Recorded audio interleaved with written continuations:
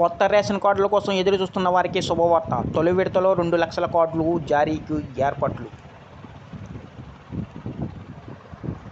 ఈ వీడియోని ఎక్కడ స్కిప్ చేయకుండా చివరి వరకు చూడండి. అలాగే ఈ వీడియోని నచ్చితే మీ ఫ్రెండ్స్కి, ఫ్యామిలీ మెంబర్స్కి షేర్ చేయండి.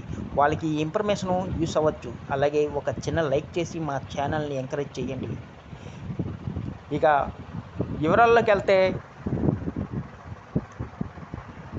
తెలంగాణ సీఎం రేవంత్ రెడ్డి గారు సర్కార్ జూలై 14, 2025 నుంచి లబ్ధిదారులకు కొత్త రేషన్ కార్డులకు జారీ చేయనుంది. తొలి విడతలో 2 లక్షల మందికి పైగా రేషన్ కార్డులు పంపిణీ చేసేందుకు ప్రభుత్వం సన్నాహాలు చేస్తుందని అధికార వర్గాలు తెలిపాయి.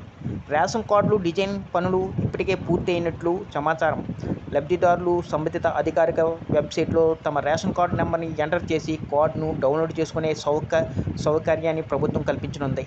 ఈ కొత్త వ్యవస్థ ద్వారా రేషన్ కార్డు పంపిణీ ప్రక్రియను సులభతరం చేయడమే లక్ష్యంగా ప్రభుత్వం పనిచేస్తుంది. మరిన్ని వివరాల కోసం అధికారిక వెబ్సైట్ని సందర్శించాలని లబ్ధిదారులు కోరారు.